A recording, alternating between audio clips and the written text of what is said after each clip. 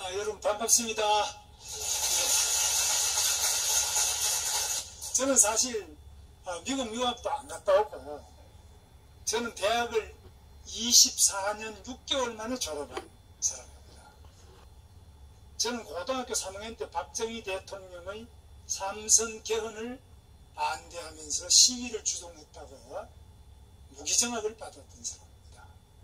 대학에 들어서 재적을 2번 됐습니다. 그리고 공장에 들어갔는데 공장에서 해고를 2번 됐습니다. 감옥을 2번 갔습니다. 2년 6개월 동안 감옥살이를 했습니다. 그리고 제 아내도 세진전자라고 구로공단에 노조위원장을 했습니다. 저도 노조위원장을 했습니다. 그리고 우리 형님도 서울은행에 노조위원장을 했습니다. 제 동생도 성남에서 노조하다가 감옥을 2번 갔다 왔습니다. 우리 대한민국의 가정 중에서 저만큼 노조 죽기 살기로 많이 한 사람이 없습니다. 제가 민주노총을 만든 사람입니다. 제가 정교조 아주 초보 때부터 정교조를 만든 사람입니다. 제가 민중당을 하던 사람입니다. 제가 좌익을 24년 하고 이게 안 되겠다. 이거는 도저히 대한민국이 발전하는 길이 아니다. 대한민국이 발전하려면 우익밖에 없다. 그래서 저는 좌익을 하다가 소련이 망하고 철의 장막이 거치면서 그 속을 들여다보고 여기에는 평등도 없고 여기에는 정의도 없다. 그것을 깨닫고 저는 당시에 자유한국당이 아니라 그때는 민주자유당, 민자당의 옆에 바로 옆에 있는 부천 소사지역 최기선 인천시장이 시장 가면서 비어있던 그 자리에 제가 들어와서 국회의원을 3번 하고 경기도지사를 2번 하고 그리고 지난번에는 서울시장 떨어졌습니다. 죄송합니다. 그래서 시장이 됐으면 여기 와서 이런 이야기 할 시간이 없을 겁니다. 여러분들 제가 살아왔던 길은 좌익 24년, 우익 24년 이렇게 제가 운동을 했는데 저는 그야말로 운동권입니다. 우리나라 학생운동의 1세대가 누구냐? 제1선구자가 이승만입니다. 저는 2년 반을 징역 살았는데 이승만 대통령은 5년 7개월간 감옥을 살았어요. 저보다 2배하고도 7개월을 더 많이 사신 분이에요. 그분은 사형을 받으셨어요. 그분은 완전 반역죄예요. 고종이 뭐가 필요하냐? 이승만 대통령 아시다시피 양명대군의 후손으로서 전주 이시 왕손 출신인데 왕조를 폐지해버리자. 자기가 배제학당에서 공부를 해보니까 왕이 뭐 필요하냐. 미국은 왕이 없이 선거를 해서 대통령을 뽑았어도 이렇게 추금기 같은 것도 잘 만들고 사진기도 잘 만들고 자기가 눈이 아프고 아픈데 병도 잘 고쳐주고 다 잘하잖아요. 그래서 우리 이승만 대통령은 왕제도가 필요했다. 그래서 우리도 미국식으로 아예 근대적인 국가제도로 바꾸자. 그러니까 고종이 이거 반역하네요. 왕조를 없애자니까. 그래서 사형을 받은 겁니다. 사형받아서 그러다가 나중에 감형이 3번 감형이 됐습니다. 성적으로 감형을 해서 5년 8개월 징역 살았습니다. 그래서 제가 오늘 이제 이 과정을 쭉 같이 여러분하고 한번 생각해 보고자 합니다. 자, 여러분들 조선시대 아시죠? 대한민국 광화문에 가보면은 이순신 장군 동상이 앞에 쫙 서있어요. 한산성 지키는 훌륭한 분입니다. 그러나 조선왕조 시대뿐이죠. 그리고 세종대왕 앉아 계시죠? 세종대왕도 조선왕조 시대죠. 지금 여러분 조선왕조를 살고 계세요? 대한민국이죠. 북한 사람들은 어느 나라에 살고 있습니까? 오늘 잘 맞추는 분 제가 나중에 책을 한 권 이렇게 선사를 해드릴 생각입니다. 여러분, 북한은 나라 이름이 뭡니까? 야, 이거 다 맞추시네. 공부를 너무 많이 하셔가지고. 목사님, 그동안 책을 보람이 있으십니다. 딴 데 보면은 한 분이나 두 분도 말씀 못하신, 여기는 뭐 거의 90%가 정답을 다 맞춰보시나? 오늘 제 이야기하는 거 조금 수준을 높이겠습니다. 조선민주주의 인민공화국, 북한도 조선민주주의 인민공화국, 조선입니다. 조선이라는 국호는 여러분 아시다시피 중국의 황제가 해 뜨는 아름다운 나라라고 해서 아침조자, 아름다울 성자, 그래서 조선이라는 국호를 하사한 것입니다. 우리가 지은 게 아닙니다. 대한민국은 우리가 지은 겁니다. 대한, 한 중에 칸 중에 아주 큰 국민의 나라, 대한민국, 이렇게 한 겁니다. 조선민주주의 인민공화국이라는 그 조선이라는 명칭보다는 대한이라는 명칭이 더 괜찮은 것 같죠? 그 요즘엔 또 고려 뭐 하자는데, 연방 이런 거 하자는데, 나라 이름을 자주 바꾸는 거 저는 반대. 우리 당도 제가 들어온 다음에 25년 만에 당 이름을 5번 바꿨습니다. 선거 한 번 지고 나면 바꾸고, 또 야당은, 더불어민주당은 우리보다 2배 더 자주 바꿔요. 그래서 이 장사 못하는 사람이 신장기업 자주 하고 상하 자주 바꿔요. 삼성은 절대 일제시대보다는 삼성 이름 안 바꾸죠. 아무리 이건희가 잡혀가도 또 이재용이 잡혀가도 이름 안 바꿔요. 이름 자주 바꾸는 사람, 저는 친구 중에서도 이름을 너무 자주 바꾸면 안 믿어요. 왜? 뭔가 좀 사기성이 좀 있지 않느냐. 그래서 우리 대한민국 아주 위대한 나라고 이름을 잘할 건데, 문제는 이 조선이 왜 망했느냐. 청나라와 일본이 전쟁을 했는데요. 어디서 했느냐? 이 한반도 안에, 우리 조선 땅 안에서 전쟁을 했어요. 누가 이겼죠? 일본이 이겼어요. 이것이 4,000년 역사 만에 처음이에요.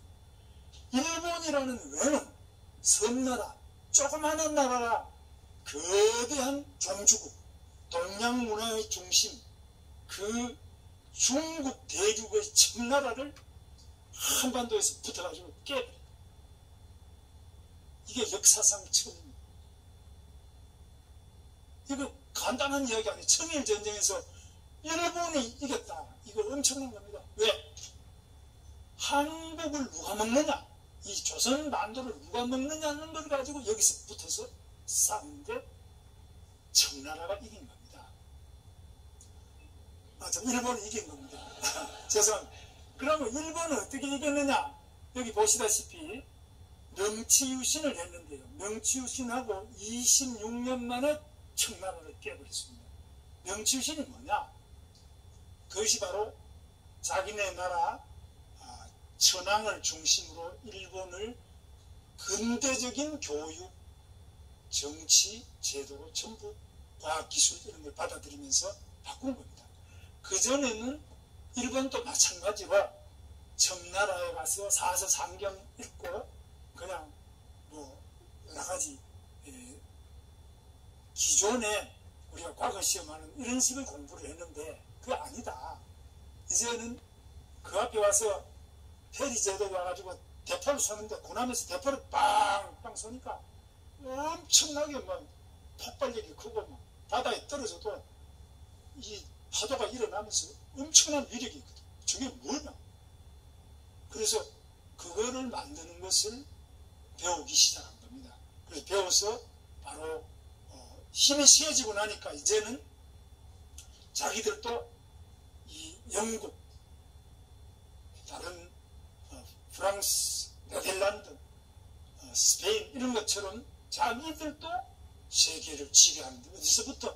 바로 옆에 있는 한국부터. 그래서 정한만, 한국을 정복하자. 정한만이 바로 명치유신의 그 주역들로부터 나오기 시작합니다. 요시다 쇼임이라는 이런 사람들이 이제 그 시작을 하는 거예요. 그래서 자기들도 서양을 따라 배워가지고 강대국이 되면서부터 바로 옆에 있는 한국을 먹자. 이렇게 해서 제국주의가 돼서 우리나라를 식민지로 만들려고 하니까 청나라가 배원군을 중심으로 해서 여기에 버티고 있으니까 싸워가지고 청을 물리치면서 조선을 손떼라. 그래서 이제 손떼게 하고, 근데 이제 고종이 러시아 공사관으로 도망을 갔어요. 그걸 아관 파천. 러시아 공사관이 지금 덕수궁 바로 뒤에 거기 있죠. 그리로 덕수궁에서 그 도망을 들어갔어요. 러시아가 보호해주지 않겠느냐. 근데 고종이 멍청한 사람. 그래서 러시아하고 이제 일본이 붙는 겁니다. 그래?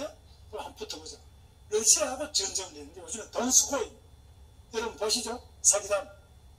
돈스코이 바로 울릉도 그 러시아 함대가 거기에서 스스로 침몰을 시켜버렸습니다. 그 안에 여러 가지 전쟁 물자나 이런 게 들었다고 침몰시키고 전쟁에 졌어요. 그런데 러시아하고 싸움에서 이기고 난 다음에 러시아 싸움에서는 바로 여순반도하고 여러분 아시는 대련 있는 그 요단반도 그쪽에서 상륙작전에서 일본군이 약 한 3만 명이 죽었어요. 엄청난 희생을 치르고 러시아를 물리쳤습니다. 또 일본이 이겼어요. 일본이 이제 이 동양에서 가장 강한 청을 4,000년 만에 깨고 여기에 진출하려고 하는 러시아를 깨고, 그러니까 이제 상대할 나라가 없잖아요. 조선은 할 수 없이 그래서 이제 일본으로 넘어가는 그런 과정인데, 그것을 좀 더 여러분들이 이제 보시면은 그렇게 넘어가는 과정에서도 조선도 좀 바꿔보자 이러는데, 한마디로 말해서 그때는 미국 편에 붙었어야 되는 겁니다. 일찍이. 왜? 미국은 먼 나라이기 때문에 우리나라를 영토적으로 먹어야 되겠다는 생각이 없어요. 그럼 미국이 가장 당시에 발전하고 있는 신흥 강대국이었어요. 그러니까 국제정세가 조금만 밝았으면은 당연히 미국한테 붙어가지고 미국한테 우리나라를 좀 보호해달라. 그래도 해줄지 안 해줄지 그거는 제가 잘 모르겠습니다만, 그런 쪽으로 갔으면은 일본 식민지는 안 됐을 건데, 잘못해가지고 고종이 그 이제 외교적인 판단을 못해. 그 지도자가 중요한 거예요. 지도자가 처음에 어디로 붙었냐? 청나라로 수천 년 붙어왔어. 먹었죠? 그 청나라하고 원래 수천 년 붙었으니까 계속 그래 붙어 따라가야 되겠다. 결국 청나라를 일본이 깨가지고 손 떼고, 그 다음에 러시아 붙고 이러다가 결국 일본의 식민지로 떨어졌습니다. 그런데 미국은 어떻게 했냐면은 선교사를 보냈는데요. 미국 선교사들은 여기 이제 나와있지만은 기독교 정신과 개화사상이라는 것은 뭐냐? 개화사상은 그 상투 자르고, 또 당시에 우리나라는 노예가 한 10%의 노예가 있었어요. 세종대왕 때는 약 40%의 노예가 있었습니다. 세종대왕 때 가장 노예를 많이 만드는 제도를 여러 가지로 만들었어요. 그래서 우리나라 국민의, 조선시대 국민의 거의 40% 이상이 노예이다가 갑오경장 이후에 많이 개선이 돼서 조선 말에는 한 10%의 노예가 있습니다.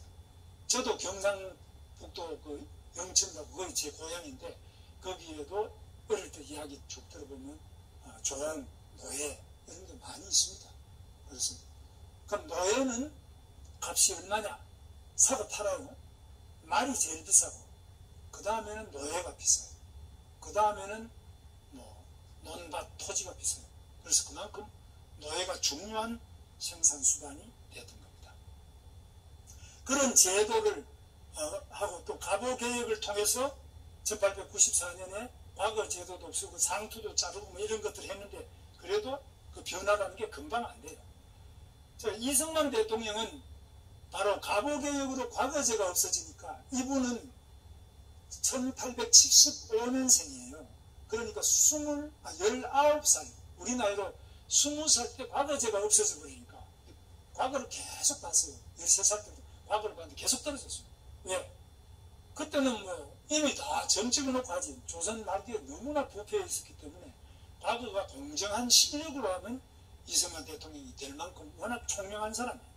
한시도 잘 짓고 지금도 그 해놓은 거면 잘했어요. 그래서 과거 제도가 폐지되고 난 다음에 자기는 이제 과거를 통해서 출시하려고 했는데 그것도 아들이 하나밖에 없는 집안이에요. 그런데 과거가 없어지니까 배제학당, 아펜젤러가 만든 지금 배제학당 여러분 정동교회 있죠. 정동교회 고대 배제학당 지금 아직 그대로 있습니다. 그 역사박물관식으로 배제박물관이 있습니다. 그래서 거기에 입학을 했어요. 그런데 이분이 워낙 총명하게 영어를 잘했어요.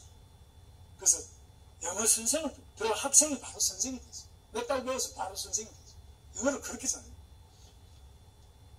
그래서 배제학당에 들어가서 협성회라는 거는 이거 이제 토론회인데 처음에는 작게 토론을 했는데 워낙 이제 같이 활성화를 잘 시켜가지고 당시에 토론이라는 이런 분위기는 없었는데 잘 됐어요.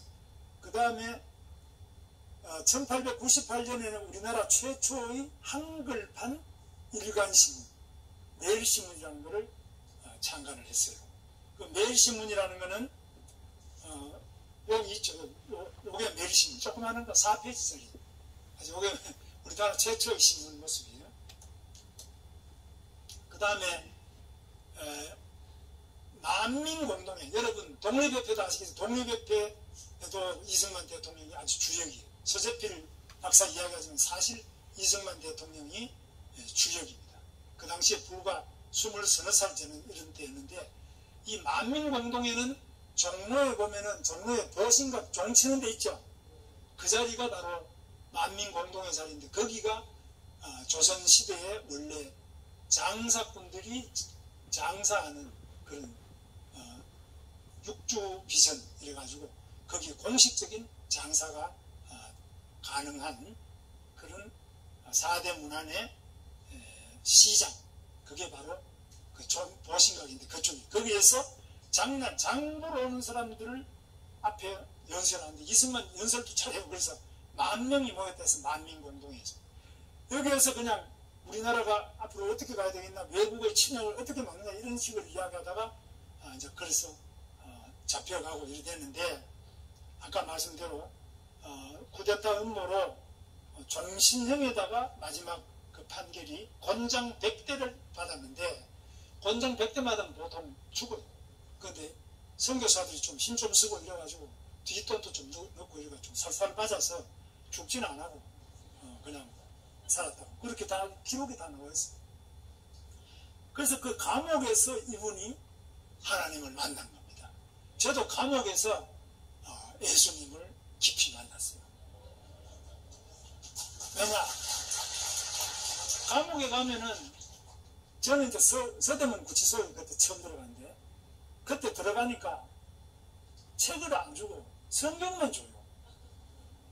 그래서 볼 게 아무것도 없으니까 성경만 읽었어요. 근데 그때 성경을 읽으면서 특히 구약 같은 거 그 전에 제가 읽을 땐 잘 몰랐는데 감옥에서 읽으니까 이게 슉슉 빨려들어요. 너무나 절망하니까 주여 저를 괴롭히는 저 나쁜 놈들을 뭐 벼락을 치게 해주십시오. 뭐 원수의 제가 보는 앞에서 어떻게 원수의 상을 차려주십니까? 뭐 이런 거 많이 나오잖아요. 이거 보면 속이 시원한 이야기가 많아요. 그 이승만 대통령도 마찬가지로 감옥에 들어가서 이분이 자기가 사형도 받고 죽음의 고비를 넘기면서 거기에서 하나님 영접합니다. 그래서 굉장히 독실한 신자로서 발전해서 그 안에서 선교를 40명이나 했어요. 그런데 40명인데 보통 선교사들도 1년에 한 명도 설교 못하는데 감옥 안에서 40명을 그냥 포섭을 해버린 겁니다.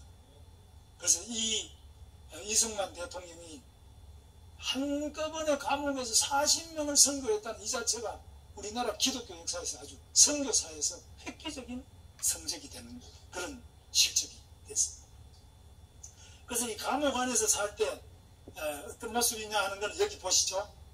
제일 왼쪽에 저기에 여기 쇠로 이렇게 묶고 이 사형수들을 가장 위험 분자들이 이렇게 쇠로 묶고 있어요. 그냥 딴 사람은 이렇게 그냥 한복 입고 내는 묶어놓고 목에 칼도 씌우고 이렇게 있어요. 이 사람이 바로 이승만. 그래서 이승만 대통령이 이 감옥 생활에서 상당한 정도로 글도 쓰고 영어 사전도 만들었는데 ABCD EF. 지금 여러분 이화장 아세요? 이화장이 종로오가에 가면 있어요. 거기 가시면은 그냥 치면 나와 이화장. 그 이승만 대통령 감옥에서 만든 영어 사전 ABCD EF까지 만들었어요. 그건 이제 일본의 사전, 미국의 사전, 선교사들 도움 받아가지고 F까지 하다가 나라가 너무 어려우니까 야, 이거 사전 만드는 게 아니고 독립정신이라는 책을 쓰자. 그래서 책을 그 다음에 완성하는데 시간을 보냈습니다. 그래서 그 책에 보면 미국을 나라 발전의 모델로 삼고 있습니다. 미국식의 나라를 만들어야 되겠다. 왕 같은 거 없애버리고 대통령 뽑고 그 다음에 의회도 만들고 법원도 딱딱 독립해가지고 미국식 기독교 있고 미국이 이제 기독교 국가 아닙니까? 그런 걸 만들어낸 그 산실이 한성 감옥이었습니다. 저는 서울구치소에서 2번 들어가 봤는데 서울구치소에서 제가 살 때만 하더라도 많이 좋아졌어요. 제가 이렇게 누워있으면은 제 얼굴에 막 구데기가 기어다녀요. 그 화장실 같은 데 있는데 그 화장실이 전부 재래식이니까 옛날에 수세식이 없잖아요. 화장실이 방 안에 같이 있어요. 그러니까 화장실에 구데기들이 그냥 막 올라와가지고 그냥 얼굴에 기어다니고 이렇게 하는데 너무너무 더럽고 뭐 쥐도 다니고 이래요. 근데 한성 감옥은 그보다 서울구치소보다 훨씬 열악했어요. 근데 거기서 안 죽고 5년 7개월 살았다는 것만 하더라도 이승만 대통령이 얼마나 독한 사람인지 또는 선교사들이 수발을 잘해줬는지 아니면 하나님께서 특별히 귀하게 쓰시기 위해서 살려주셨는지 참 대단한 일입니다. 그래서 이제 이승만 대통령이 석방이 돼서 그냥 있으면 너 또 잡혀가서 죽을 거다. 그러니까 지금 선교사들이 노력을 해가지고 미국에 뭐 특사하러 간다 이러는데 그거는 그렇고 사실은 유학을 보낸 겁니다. 당신같이 영어도 잘하고 총명하고 그러니까 나라를 위해서 공부밖에 돼 있나. 선교사들이 우리나라에서 한 게 2개 있습니다. 하나는 배지학당처럼 학교를 세운 거, 하나는 세브란스처럼 병원을 세운 거. 이 2개입니다. 이게 바로 우리나라에 선교하는 가장 강력한 그 통로. 그러니까 학교나 병원. 그래서 교육이라는 게 중요하다. 그래서 조지 워싱턴 대학 학사, 하버드 대학 석사, 그리고 프린스턴 대학 박사를 했어요. 근데 이 프린스턴 대학의 박사는 바로 윌슨 대통령, 미국의 윌슨 대통령이 있습니다. 윌슨 대통령의 지도를 받으면서 이렇게 미국의 영향을 받은 영세주님이 좋은 논문을 써서 박사가 되는데 나중에 프린스턴 대학 출판부에서 출판이 될 만큼 아주 훌륭한 논문을 썼습니다. 우리나라의 그 KBS 이사장 같은 이인호 교수가 서양사 박사인데 이승만 대통령이 어떻게 이렇게 짧은 시간에 이렇게 좋은 논문을 썼을까. 그래서 이분이 공부를 좀 해봤어요. 해보니까 이승만 대통령 총명하기도 하지만 영어도 잘했지만 워낙 여러 가지 그 문제를 많이 겪으면서 나이에 비해서 세상을 보는 눈, 그리고 어떻게 이 나라를 키워나가고 발전시키고 독립시켜 나가야 된다는 것에 대한 강한 자기 소명을 가지고 공부를 했기 때문에 이런 좋은 공부를 짧은 시간 내에 해냈다 이렇게 보는데, 지금 이승만 대통령의 이 스펙은 우리 목사님 이 정도 스펙 되는 사람 목사님도 안 되죠. 미국의 대통령 지금 트럼프 대통령이 이 스펙이 못 따라오는 거 맞죠? 이 프린스턴하고 이 하버드, 조지 워싱턴이 IB에서 최고의 학교예요. 근데 이 최고의 학교를 이렇게 다 다니는 거예요. 그 이제 선교사들이 전부 다 뒤에 좀 도와준 겁니다. 그래서 최고 좋은 대학을 나온 미국 대통령 중에도 이만큼 스펙이 좋은 사람이 거의 없어요. 그만큼 이 세계적인 학위를 가진 사람. 거기다가 서당도 오래 다녔죠. 과거 시험도 봤죠. 한시도 잘하죠. 동서양 교육을 다 이만큼 받은 분이 없고, 또 이승만 대통령이 나중에 러시아 혁명 이후에 1917년에 러시아 볼셰비키 혁명이 있었는데, 볼셰비키 혁명이 일어나고 난 다음에 1924년에 소련을 방문했는데, 거기서 소련 사회를 보고 이분이 글을 써는 거는 엄청나게 잘 씁니다. 지금 소련이 망하는 뒤에 볼 때 그 본질, 앞으로 왜 망하는지, 이유가 무엇이고 어떻게 망하는지 그걸 이미 다 1920년대 소련이 한참 올라올 때 그때 벌써 다 예측을 해놨어요. 그 글로 다 써놨어요. 그러니까 이 세계적인 대학자예요. 그래서 여러분 여기 나중에 다시 우리가 망한 다음에 1910년 8월 달이 우리가 29일이 국庆이죠. 근데 그때 이후에 서울로 돌아와서 YMCA 총무를 했어요.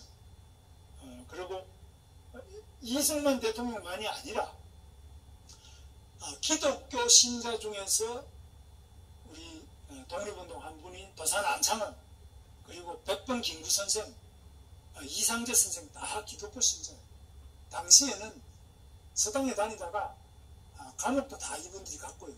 감옥 가서도 다 예수님을 영접하면서 우리가 이 영혼이 구제를 받고 좋은 나라를 만드는 길은 이 기독교 신앙밖에 없다. 이런 믿음을 가지고 그리로 다 들어간 겁니다. 그래서 3.1운동 때 33인 중에 16명이 기독교 대표들입니다. 천주교는 하나도 없습니다. 왜 그러면 이렇게 기독교가 많으냐? 그것이 바로 선교사들의 영향이 아주 컸던 겁니다. 그리고 유관순 열사도 여러분 그 내용을 보시면은 대단한 기독교 집안인데요. 아주 독실한 집안이에요. 기독교에서 이화여대 유학을 보내준 거고, 또 기독교를 통해서 이분이 옥사를 할 정도까지 그 신앙심으로 이런 자기 삶을 이끌어갔던 겁니다. 자, 그런데 일제시대 때는 보시면 1945년 우리가 항복할 당시에 일본군이 780만이 넘었어요. 780만, 지금 우리나라 군인이 몇 명인지 아시죠? 60만. 그럼 꼬박이 13을 하면 우리 현재 대한민국 국군 60만 꼬박이 13배를 해야 780만 명의 일본군이 되는 겁니다. 일본군은 본토에 한 400만 있었고 밖에 나간 것이 한 300만 넘었어요. 그래서 어디로 가 있느냐? 조선, 만주, 중국, 베트남, 인도지나 만도와 미얀마, 인도네시아, 필리핀까지 쫙 펼쳤습니다. 그래서 일본은 당시에 우기르스 성천, 그야말로 요즘에 이 일본군 깃발 해 옆에 막 빛이 팍 이렇게 그려져 있는 거 있죠. 그 우기르스 성천기 이런 정도로 나라가 부흥하고 있었어요. 근데 일본이 이제 가니부가 공부가 이제 잡고 난 다음에 1941년 12월 7일 진주만을 폭격했어요. 그래서 가미가제 특공대가 가가지고 진주만을 폭격을 했는데, 이게 뭐 당시에 미국으로서는 상상할 수 없는, 미국 사람들이 전부 다 일본이 침략할 줄 모른다, 이런 이야기를 누가 했느냐 하면은 이승만 대통령이 1941년 이 책 저편 인사이드 아웃이라는 41년 8월 1일 일본 내막기, 이거를 영문판으로 된 거예요. 그 이승만 있죠. 오늘의 도전, 이 저편 인사이드 아웃이라는 이 책을 썼어요. 일본이 반드시 미국을 공격하게 되는 이유를 쭉 써놨습니다.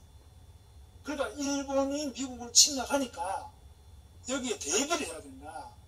그런데 미국 사람들은 그때 일본하고 잘 이렇게 맞아가지고 일본이 설마 우리 침략하겠나?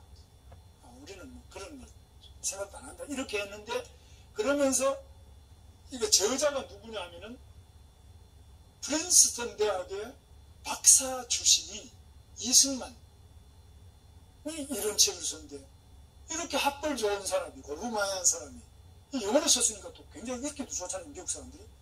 이승만이 영감이 약간 좀 맛이 가버렸다. 욕을 많이 먹었어요. 미국 국무부에서도 이승만이 말도 안 되는 소리 한다고 욕을 많이 했습니다. 그랬는데 아니나 다를까 바로 4개월 만에 보시오 8월 1일에 책이 나왔는데 바로 넉 달 뒤에 진주만에 그 습격에서 1,500명 이상 죽어버렸어요. 일본의 공격으로. 그러니까 미국이 발칵 뒤집어집니다.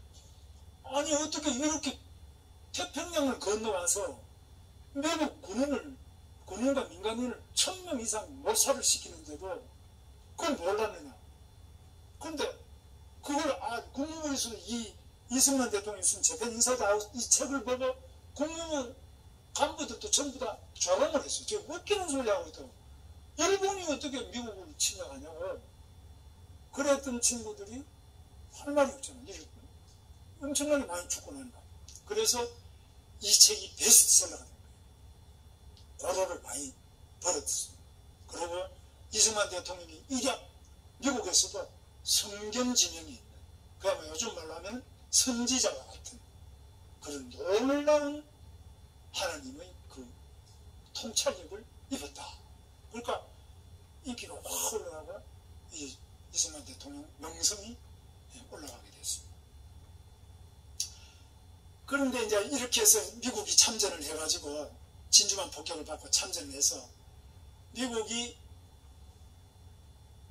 일본의 주요 도시를 계속 공습을 했어요. 비행기로. 미국 사람들은 이제 자기 안 죽으려고 하니까요. 공습을 했는데 암만 공습하고 동경도 아주 대공습을 해도 일본이 항복을 안 하거든요.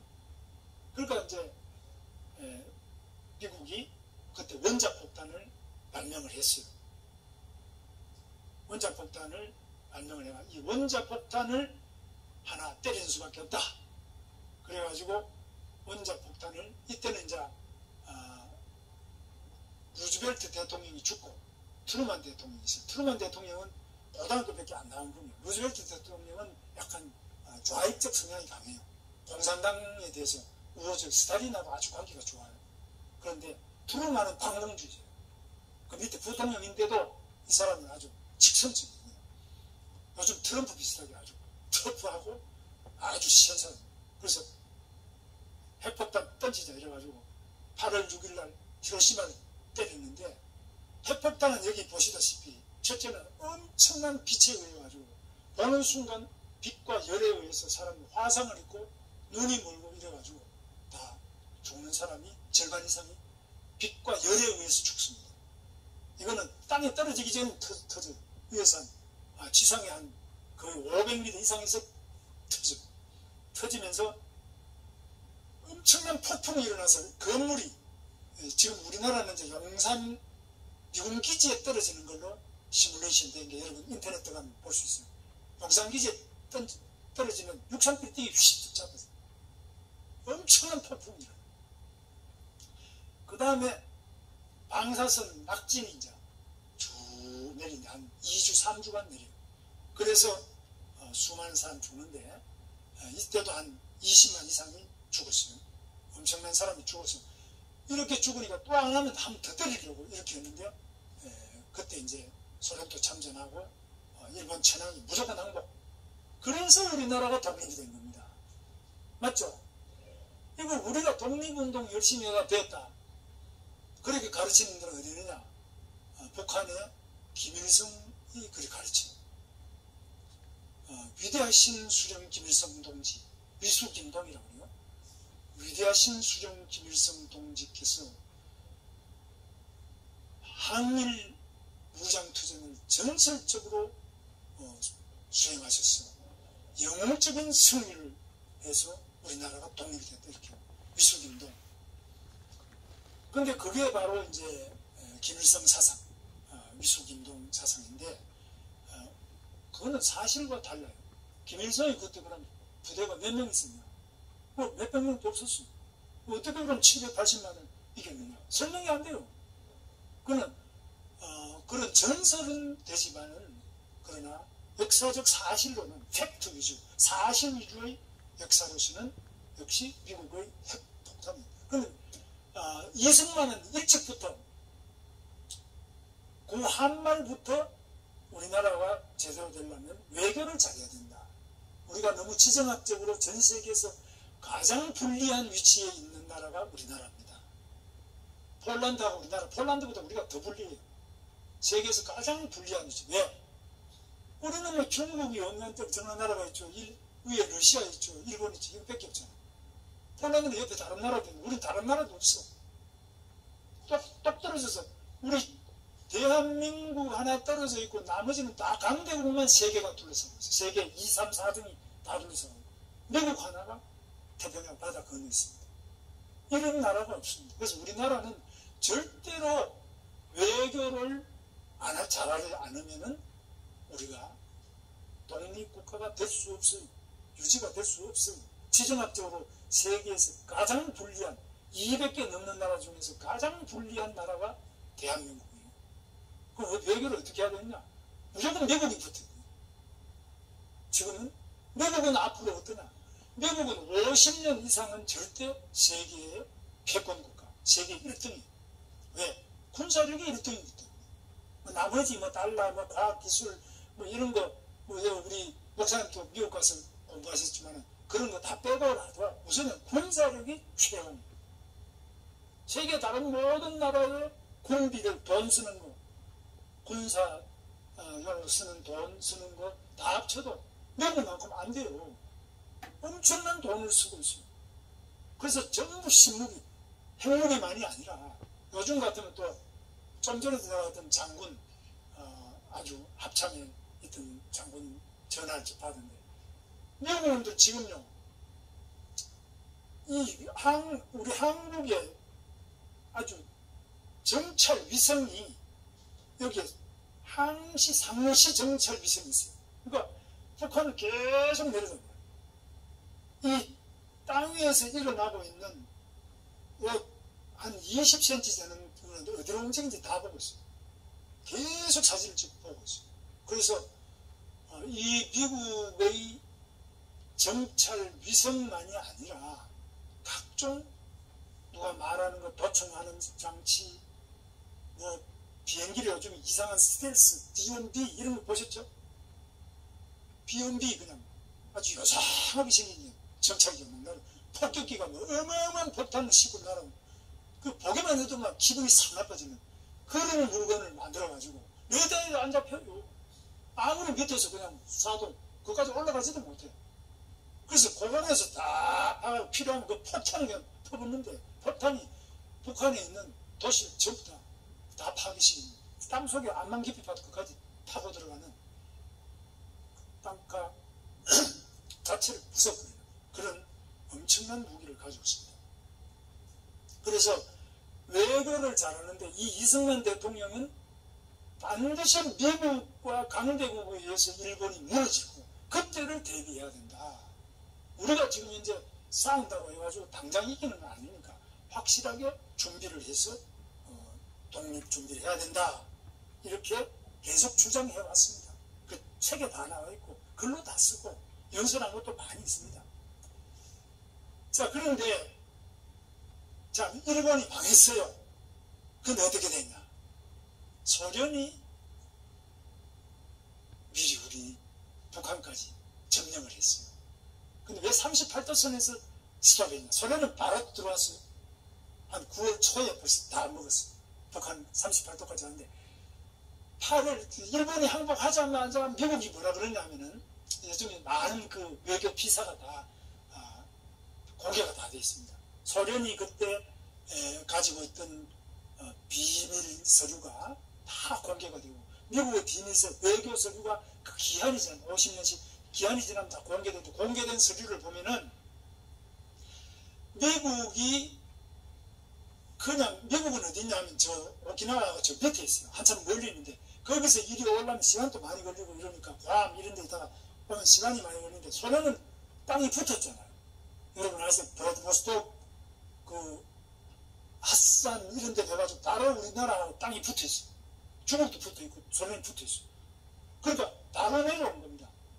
내려와서 북한 땅을 차지를 막 하고 있는데 자칫하면 이거 다 먹고 소련은 어떤 생각이냐면은 조선반도는 당연히 자기들이 먹고 일본까지도 홋카이도 정도는 자기들이 먹어야 되겠다. 이렇게 군침을 삼키고 있었어요. 이 미국이 이걸 알고 그래서 38도선까지 모아라. 그 밑에는 우리 미군이 일본군 무장을 해줘야겠다. 소련에 제안을 했는데 스탈린이 그걸 받아들였어. 그래서 우리가 반쪽이 남은 거지. 그것도 이걸 이제 잘못 해석해서 소련이 반만 먹지 못하고 왜 소련이 아예 못 들어오게 하지 왜 들어오게 하느냐. 내가 왜 우리를 전부 다 합쳐가 통일시켜가지고 미국이 관리를 안 하고 소련한테 왜 다 떼져버리냐. 그러니까 미국이 떼준 거 아니냐. 이렇게 보는 사람인데 그거는 역사적 기록을 다 읽어보면은 그거는 말이 안 되는 겁니다. 그래서 미국 때문에 그래도 반쪽짜리 38도 이남이 남게 되면 누구 비밀 서류를 다 보시면 그렇게 나와 있어요. 그래서 우리가 이제 반은 남았는데 소련의 작전은 뭐냐?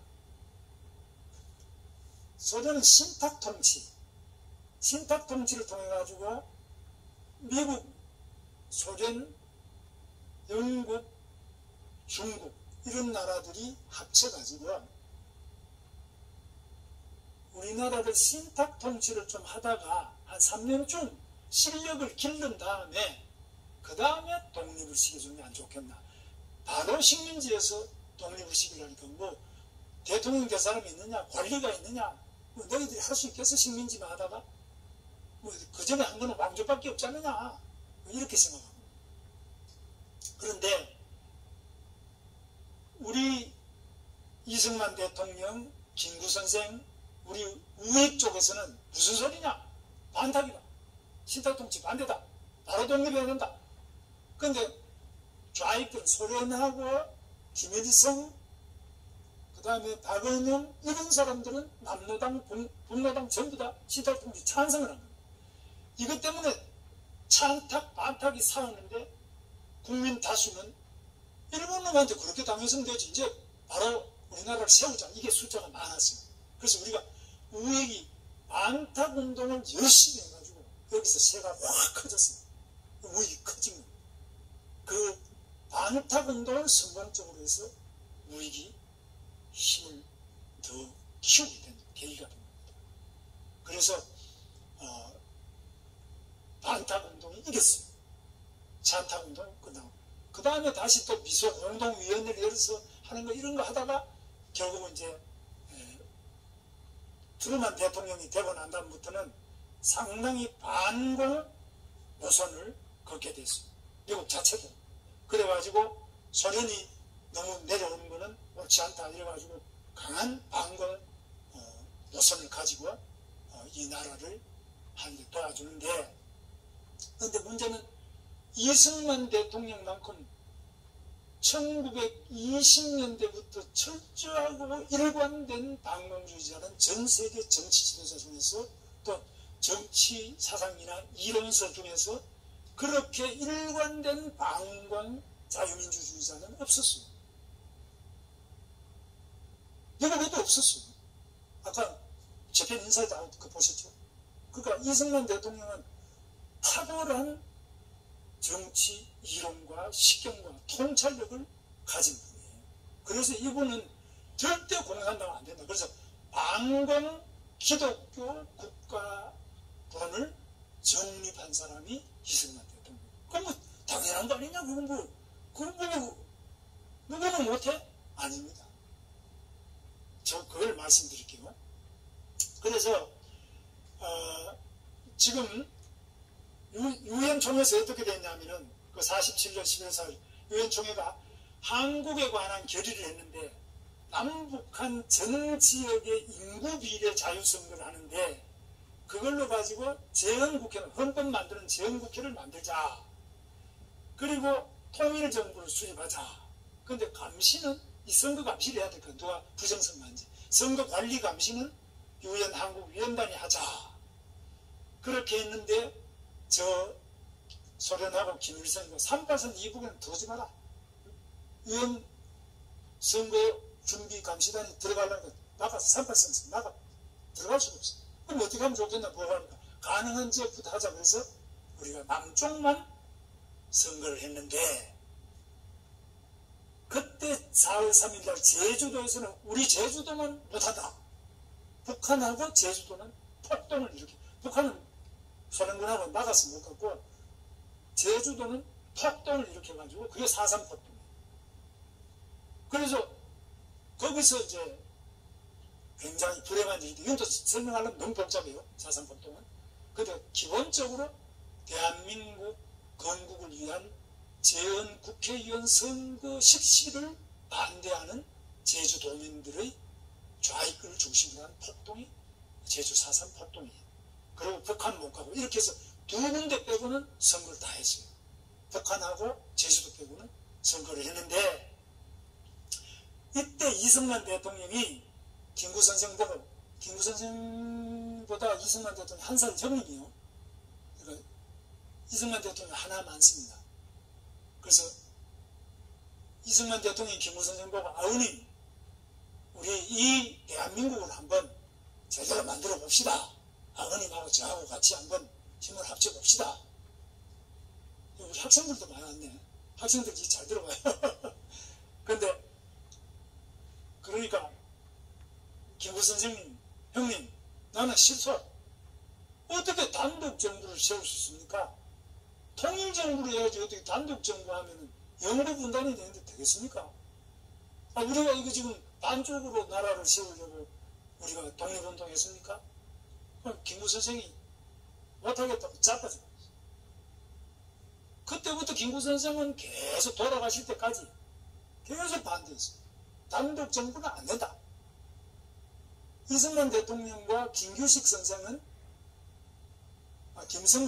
김성수 한민당 요즘 동아일보 그러니까 삼양사 여기 사장이죠. 그러니까 이승만 대통령과 김성수 이런 사람들은 단독 정부 해야 된다. 그러니까 반공 국가, 자유민주주의 국가를 만들어야 된다. 그렇게 생각하고 김구 선생은 바로 제3의 길. 통일 정부를 하기 전에는 우리가 선거하면 안 된다. 북한의 김일성은 우리는 공산국가를 해야 된다. 김일성과 박원영은 공산국가. 우리 이승만, 김성수, 한민당. 김성수는 우리는 자유민주주의 국가. 김구 선생은 두 개 무조건 합쳐라. 공산당이든 자유민주주의든 합쳐라. 합쳐서 합작. 남북 합작론을 주장한 게 김구 선생과 김규식 선생. 그러니까 요즘 보면은 우리 젊은 학생들은 그때 그만 김구 선생이 잘했으면 통일이 됐지 않겠느냐. 학생 그렇게 생각하죠. 그렇죠? 근데 그거는 이제 나중에 제가 한번 토론을 해보면 좋겠는데, 근데 이게 이제 국제 정세와 당시의 역관계를 봐야 되는데, 당시에 소련은 무조건 일찍부터 북한에 와서 인민위원회를 통해서 지주들한테 땅을 몰수하고 친일파했던 사람 막 박해를 하고 죽이고 이렇게 해서, 그러니까 기독교 믿는 사람, 일본 일제시대 때 벼슬이라도 좀 했던 사람, 땅 좀 가진 사람은 다 보따리 사서 피란을 왔습니다. 남쪽으로 피란을. 그게 바로 실향민. 그게 한 7, 800만 왔죠 그때. 다 도망간 겁니다. 그러니까 이미 북한은 공산화 작업을 계속하고 있어. 무상 몰수도 하고 이래가지고 토지 같은 거 다 몰수하고 이렇게 공산 국가 건설로 나가고 있었습니다. 그래서 우리나라가 그런 가운데서 남쪽에 이승만 대통령은 동대문구에 국회의원으로 나갔어요. 한 94% 이상 압도적 지지를 받고 재헌국회의원이 됐습니다. 그래서 재헌국회 들어가니까 연세도 높고 또 워낙 유명하고 이래서 초대 국회의장을 하셨어요. 지금 국회의사당 가보시면 한가운데 큰 이렇게 돔 있죠. 돔 밑에를 로텐도울이라고 하는데 로텐도울에 이승만 대통령 동상이 거기 하나 서 있습니다. 왜? 그 세울 때 제가 국회의원 했는데 그때 토론이 많이 왔어요. 한 몇 달을 토론했는데 결판이 안 나요. 이승만 동상을 어떻게 여기 세울 수 있나? 더불어당은 이제 그쪽에서는 그렇게 많아. 우리는 세우자. 싸우는데 이게 잘 안 되더라고. 근데 마지막에 우리가 이긴 이유가 초대 국회의장이 있잖느냐. 초대 국회의장이 있었나요? 그럼 이대가 신이 끼는데 초대 국회의장을 했는데 초대 국회의장을 빼고 그럼 누구 동상을 세웠냐? 아무도 못 세운다. 그러니까 이승만 대통령 동상을 그 세운 거예요. 그 다음에 또 하나 있는 게 어디 있냐면은 이화장에 이승만 대통령 동상이 하나 있습니다. 그 다음에 하나는 남산의 자유총연맹 그 마당에 들어가면 입구에 그 왼쪽 편에 이승만 대통령 동상을 하나 지어놨습니다. 이렇게 세 개가 지금 있습니다. 그런데 이승만 대통령이 그렇게 재헌국회를 통해서 했는데 이 재헌국회의 내용이 유진호 선생하고 이렇게 초안을 만들었는데 이승만 대통령은 외국에서 이 정치 관련된 국제법도 하고 정치학 공부를 많이 한 분이에요. 그리고 미국 생활을 30년 이상 하셨잖아요. 그러니까 미국의 가장 앞선 정치자들을 아주 온몸으로 다 알고 있습니다. 그리고 그만큼 정확하게 자유민주주의 대한민국을 세우는데 할 사람이 없어요. 그래서 처음에는 내각제로 하기로 이렇게 됐어요. 그래서 대통령 없었다. 그런데 이승만 대통령이 나 대통령 없으면 나 이제 참여 안 하겠다. 아주 그냥 재헌국회의원들한테 큰 소리를 빵 쳤습니다. 그래가지고 대통령 만드는데 대통령은 국회에서 뽑도록. 그래서 국회에서 대통령을 뽑았습니다. 초대 대통령을. 그래서 이승만 대통령이 국회에서 뽑은 대통령이 된 거예요. 그리고 4년 하고 난 다음에 임기 마친 다음에 두 번째 할 때는 직선제 안 하면 나도 안 하겠다 했어요. 이승만 대통령이 승부수를 잘 던져요. 굉장히 나한테 봐도 싫어요. 그래서 승부수를 던졌는데 그걸 받아들여가지고 다음에 개헌이 또 됐어요. 그 개헌 과정에 여러 가지 부작용이 되지만 그렇게 됐다. 근데 이 국회를 통해서 우리나라를 재헌국회를 개헌하면서 7월 17일 날 국회에서 국회 개헌 70주년 헌법 만든 재헌 70주년 행사를 했어요. 그런데 우리 문재인 대통령은 건국 70주년은 행사 못하겠다. 건국은 지금 1948년 8월 15일이 아니다. 1919년이다. 이런 이상한 이야기를 하고 있어요. 1919년은 일제식민지 시대인데 무슨 나라가 있어요?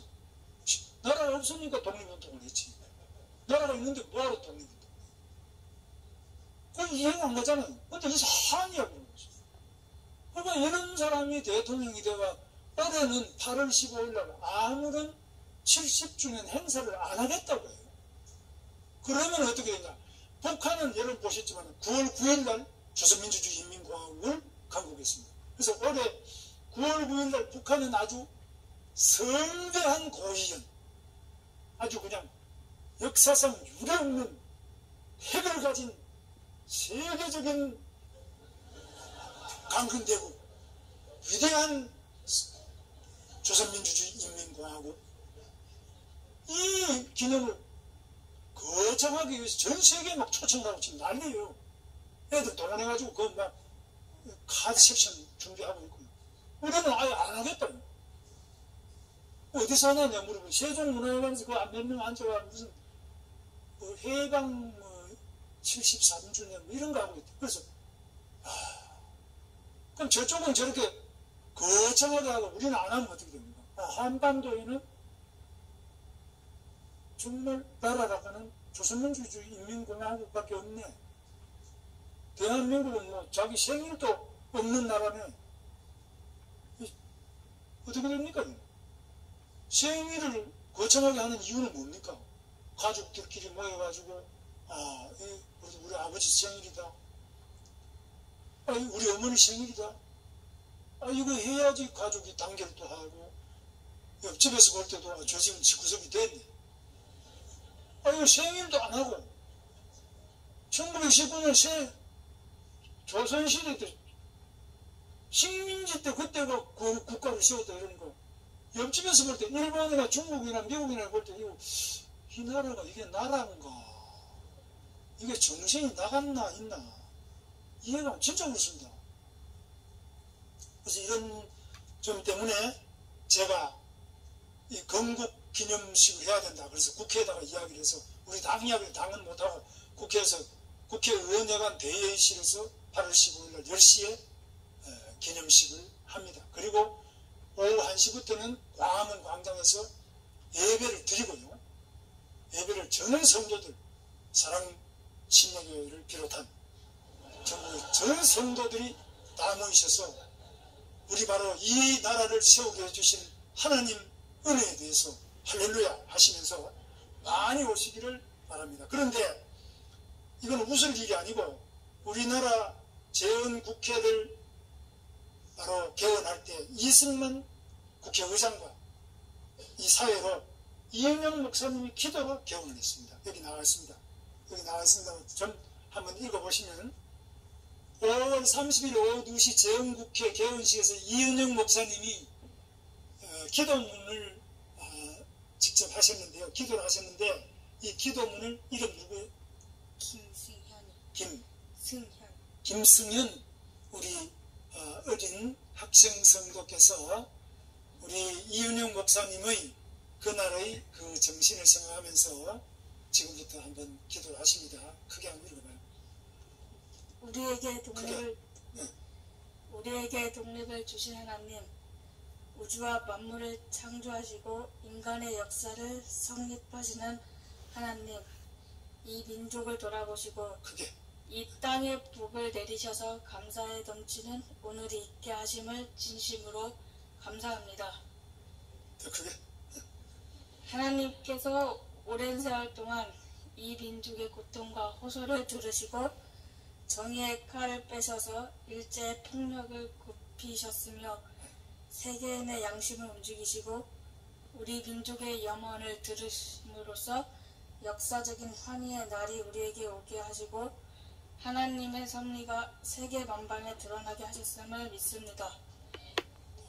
하나님, 아직까지 남북이 둘로 갈린 이 민족의 고통과 수치를 씻어주시고 우리 민족, 우리 동포가 손을 같이 잡고 웃으며 노래 부르는 날이 우리 앞에 속히 오게 해주시기를 기도합니다.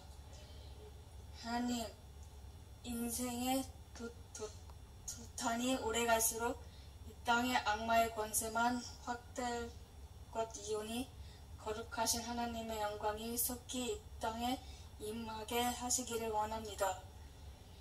우리에게 독립을 주신 하나님, 이제는 남북의 통일을 주시고 또한 민생의 복락과 아울러 세계 평화를 허락하여 주시기를 원합니다.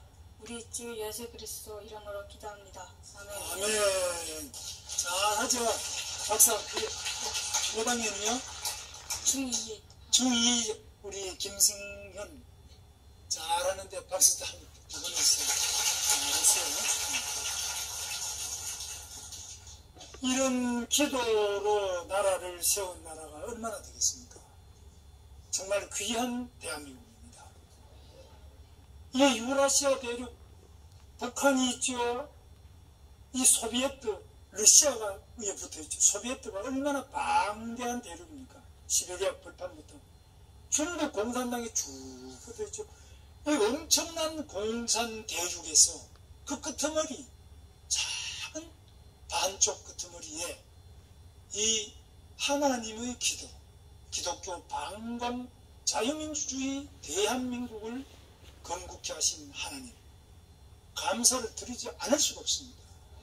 그때 만약 우리에게 이승만이라는 위대한 지도자가 없었고, 그때 만약 우리에게 미국이라는 해방군이 없었고, 그때 만약 우리 국민들이 무엇이 옳은지 그른지를 깨닫지 못했더라면 오늘 우리와 우리 손자들이 김정은이 밑에 살았을 거 아닙니까? 너무나 간단하지 않습니까? 오늘 그 밑에 살지 않고 이렇게 교회 뭐 새로 성전 또 신축한다고 그러고 잘 나가고 있지 않습니까? 이게 김정은이 밑에서 이런 게 있습니까? 무슨 아까 보니까 뭐 킹 제임스 성경 이런 게 어디 있습니까? 그래서 북한에는 성경만 가져도 그냥 다 죽이는 거예요. 정말 참 좋은 이런 기회를 주셨습니다.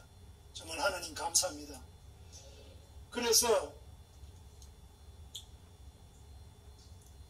우리 대한민국 건국이 이렇게 잘 이루어져서 우리나라가 바로 미군정으로부터 통치권을 인수했습니다.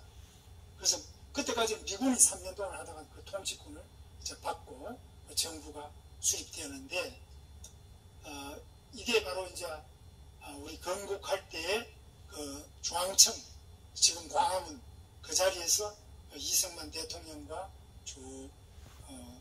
건국하던 장면입니다. 그래서 나라라는 것은 어떻게 만드느냐? 헌법이 있어야 되고요. 그 제헌국회 역사상 4,000년 만에 처음으로 총선거를 했습니다. 그 다음에 대통령을 뽑고 정부를 만들고 국군을 창설하고, 또 정부 그때 일제시대 때 그 땅이고 뭐고 다 뺏겼으니까 그 땅을 유상몰수 유상분배를 해서 토지개혁을, 농지개혁을 했습니다. 그런데 6.25가 바로 터졌습니다. 그럼 6.25는 어떻게 터졌느냐? 여러분 이것도 또 뭐 남친인 거는 다 알고 있는데 어떻게 되느냐? 미군이 바로 1년 전에 철수를 해버렸어요. 미군이 철수하면 바로 전쟁이 옵니다. 지금도 똑같습니다. 미군이 철수하면 누가 핵을 막아줍니까? 바로 전쟁이 일어나게 되어 있습니다. 아니면 항복을 하든지요. 둘 중에 하나밖에 없습니다. 그런데 이 남침 과정도 비밀 서류를 쭉 보면은 스탈린과 모택동과 김일성 여러 차례에 걸쳐서 자기들끼리 회의를 계속합니다. 그래서 남침의 적절한 때가, 스탈린이 뭐라 그러냐? 이제 미군이 철수했으니까 이제는 모택동이하고 이야기해봐라. 이래서 김일성이가 이제 모택동이하고 이야기해가지고 스탈린은 이미 허락을 해놨고, 그래서 남침이 일어납니다. 남침이 일어나는데 이 남침 과정에 인천 상륙작전 여러분 아시죠? 인천이 아주 세계 전적사에서 아주 유명한 도시입니다. 바로 인천 상륙작전 메가더 장군 아닙니까? 이 메가더 장군의 인천 상륙작전을 통해서 우리나라를 공산군 침략에서부터 벗어나게 했는데, 여기 보시면은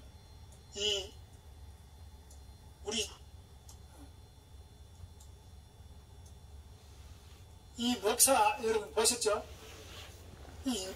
인천이 아니고 이분은 김포의 목사가 이적이라는, 이름도 이적이에요.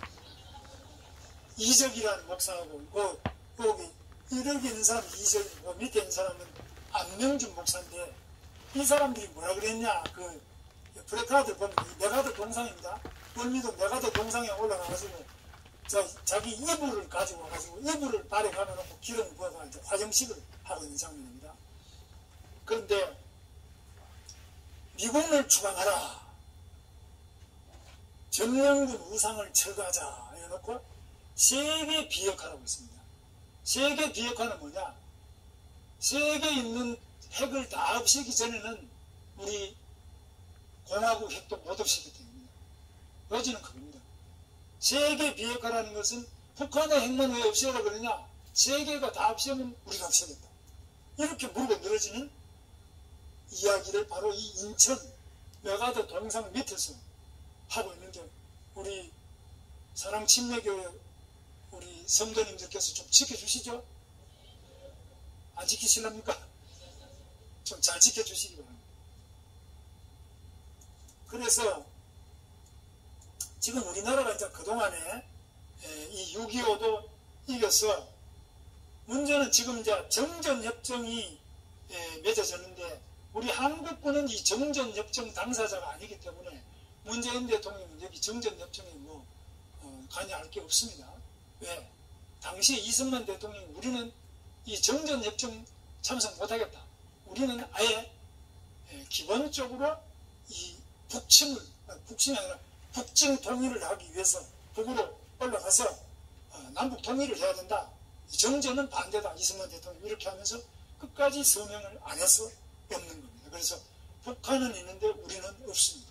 중공군하고 유엔군하고 북한군 이렇게 3자 협정으로 정전협정이 돼서 지금 또 정전 중입니다.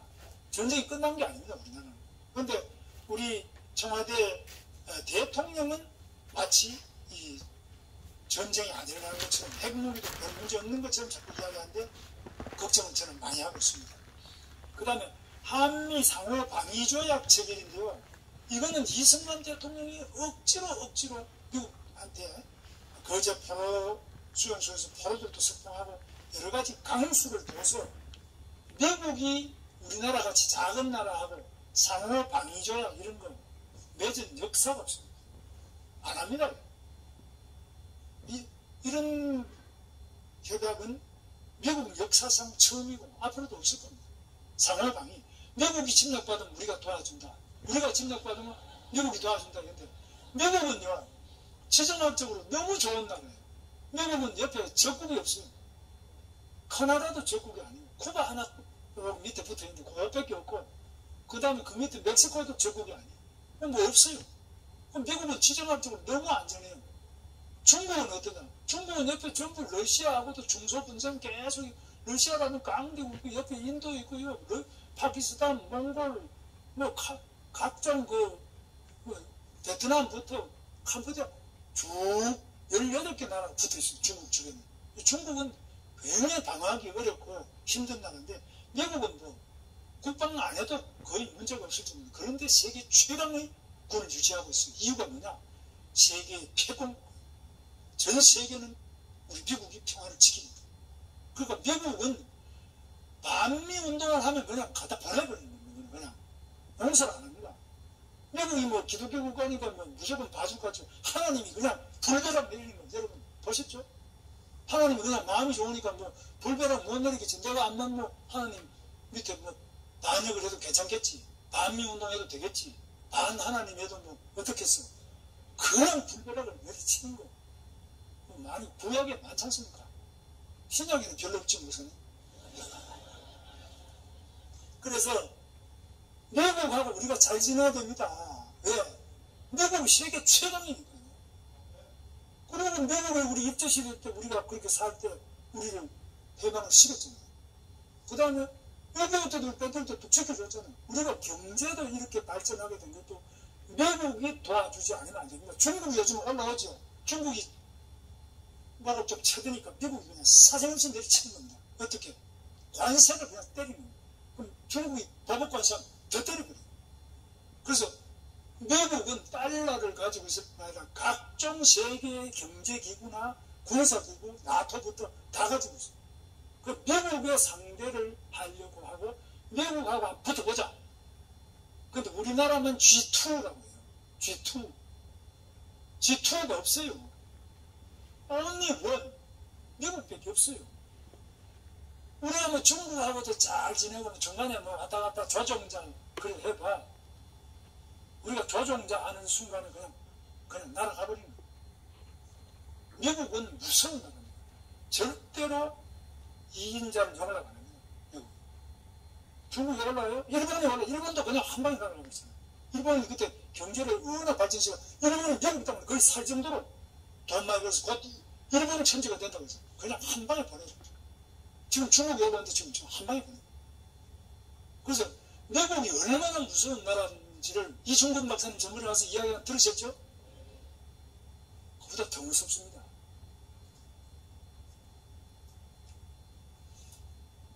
자, 그래서 이제 그 다음에는 4.19 민주행, 이승만 대통령이 부정선거 때문에 이렇게 됐는데, 그 다음에 내각 책임제를 해봤어요. 양원제도 해봤어요. 잘 안 돼요. 이렇게 민주적으로 한다고 해보니까 또 좌익 세력이 대두해서 가자, 북으로, 오라, 남으로 학생들 매일 데모하고 되는 게 아무것도 없어요. 그래서 쿠데타가 또 일어나고 있는 겁니다. 자, 박정희가 쿠데타로 집권을 했는데 장면 총리가 도망을 가버렸어요. 그냥. 그때는 내각 책임제니까 총리가 사실 국군 통수를 해야 되는데 총리가 도망을 가버리고 저 해하던 것이 수녀원에 가가지고 숨을 껐어요. 그 이런 겁쟁이들은 안 돼요. 고종도 마찬가지. 고종이 제대로 왕이라면은 고종이나 그 다음에 고종 다음에 누굽니까? 순종이죠. 고종, 순종이지. 그리고 고종, 순종 이 왕족이 일본하고 싸움을 하든지 정 안 되면 단식 투쟁이라도 해야 되는데 일치 없습니다. 그 바로 일본 천황하고 이 협약을 맺어가지고 왕이 우리나라 왕은 원래 중국의 황제 밑에 왕이거든요. 이제는 그걸 바꿔가지고 소위 길가에 단 겁니다. 바꿔서 일본 천황 밑에 우리는 왕과 같은 이런 위치를 해주고 그 다음에 내탕금 왕실에 쓰던 돈도 그대로 주고 그 밑에 지위도 그대로 보장하고 왕족에 대한 귀족 칭호 이런 걸 다 받아먹고 나라를 넓은 겁니다. 그래서 그걸 한일 합방이라고 하는데 사실상 일본은 힘으로 먹었지만 우리 왕족은 저항을 안 했습니다. 국민들은 여러 가지로 의병도 하고 3.1운동도 하고 죽은 사람이 있지만 왕족은 죽었다 소리 들어봤어요? 왕족이 일본 침략자들하고 싸우다가 죽었다 소리 들어보셨어요? 혹시 기록 있으면 저한테 주세요. 제가 바꾸겠습니다. 단식했다 소리 들어봤어요? 다방기 굶었다 소리 없습니다. 이런 지도자들입니다. 그러니까 장면 총리 저는 똑같이 생각합니다. 쿠데타가 일어나서는 본인이 그 막든지 해야지. 초장에 나갔으면 막습니다. 이건 뭐 해병대 이렇게 연대 정도 데리고 와가지고 한 건데 그건 못 막을 게 없습니다. 그런데 지휘자, 국군 통수권자 지휘자들이 다 도망가 버리고 다 나라 넘겨버리고 이런 식으로 이 나라를 끌고 왔다는 말입니다. 지금 또 김정은이 내려오면은 과연 누가 싸우겠냐? 저는 싸우겠습니다. 우리 여러분은 성도님들 어떻게 생각하십니까? 아멘 하고 기도만 할 겁니까? 진짜 싸워야 됩니다. 윤보선 대통령은 뭐라고 했냐? 올 것이 왔구나 이렇게. 그래서 박정희 대통령은 그래도 반공주의, 한미동맹, 그래도 대통령 직선제로 내각제 책임이 없어 안 되겠다. 직선제하고 유신체제 해가지고 결국은 이분이 엄청나게 했는데 뭐냐? 핵심은 박정희 모델입니다. 박정희 모델은 뭐냐? 수출 위주로 첨단 중화공업화로 경제개발을 5개년 계속하자. 그랬는데 야당은 뭐라 그랬냐? 그렇게 하면은 제가 그때 박정희 반대하는 사람입니다. 저는 고등학교 때부터 대학교 때부터 박정희 대통령 돌아가실 때까지 계속 반대했어요. 유신 반대, 저는 뭐 삼성개헌 반대, 고속도로 뚫는 것도 저는 반대, 월남 다중도 반대, 현대자동차도 반대, 저는 계속 반대했어요. 왜? 저는 애국심으로 반대했어요. 뭐? 바로 이게 신식민지가 된다. 국토는 있지만 경제가 완전히 식민지로 바뀐다. 왜? 첫째, 우리는 고속도로 뚫는데 돈 없지 않느냐. 그냥 국도 쪽 고쳐 쓰자. 돈은 자꾸 빌리게 돼. 포항제철한테 돈 빌려야지, 현대자동차한테 돈 빌려야지. 그 다음에 박정희 신도시가 뭡니까? 박정희 신도시는 울산, 포항, 구미, 창원, 경기도, 안산. 여기에는 모두 다 공장이나 일자리가 있고, 그 다음에 멋진 주택이 있고, 대학이 반드시 있습니다. 박정희 신도시는 반드시 대학이 있습니다. 그 다음에 여러분 또 멋있습니다. 아직까지 박정희 신도시는 세계 최고의 계획 신도시입니다. 노태우 신도시는 뭐냐? 200만 여기 부천의 중동 저 대학에 일자리 할 게 없어요. 그 다음에 분당, 평촌 뭐 이런 거 다 일자리가 없어요. 그냥 베드타운. 그 다음에 이명박 신도시는 뭐냐, 이명박 장로님이시면 지금 감옥 가 계신데 여러분 그 기도 좀 많이 해주십시오. 이명박 신도시는 뭐냐, 그린벨트가 임대주택만 시커 지어놨어요. 강남 선거가 뒤집어진 이유가 임대주택만 원로 지어놨기 때문에 그래서 표가 확 뒤집어져요. 박근혜 대통령은 뭐냐, 역사 근처에다가 뭐 해피타운 뭐 이런 거 해가지고 그 직장인들이 한다고 그 역사 주변에 시끄러워서 별 주택 좀 쓰는 게 없어요. 그래서 이렇게 시간이 갈수록 우리나라 대통령은 조잡한 도시 정책을 하고 있어요. 가장 잘하는 분이 박정희 대통령 신도시. 도시는 반드시 잠자리도 있어야 되지만 일자리도 있어야 되고 배운 대학이 있어요. 그리고 좋은 공원이 있어요. 박정희 신도시 여러분 보세요. 다 있습니다. 저는 경기도에서 도시계획을 하면서 보니까 박정희 신도시를 능가하는 우리나라의 신도시가 없고 전 세계적으로도 이렇게 선호한 사례가 없습니다. 그런데 자본용소, 그 다음에 자동차 같은 데는 포항제철을 하려면 기술종소, 이거 뭐 우리 목사님 그 분야 전문가시니까. 그 다음에 시장종소. 우리 물건 누가 사주면 자동차 우리 누가 사주면 자동차 부품이 뭐 우리 목사님 자동차 부품이 요즘에 한 2만 가지? 만 가지인가? 10,000가지 정도 부품인데 그 정도면 한 개도 제대로 못 만들었어. 우리가 박정희 대통령이 자동차 한다 그럴 때. 그러다 보면 기술 종수. 근데 한국 자동차 그거 누가 사주냐? 이렇게 안 된다. 그렇게 하다가는 우리가 식민지가 된다, 신식민지가 된다, 경제 해속이 된다, 국가 해속이 된다 그랬는데 박정희가 밀고 나온 겁니다. 다 성공해버렸어요. 그래서 지금 이만큼 살고 있는데 지금 보면 박정희 인기가 김정은 인기보다 반도 안 되더라고. 이 나라가 어떻게 된 거냐. 그런데 김대중 대통령은 그때 뭐라 그랬냐.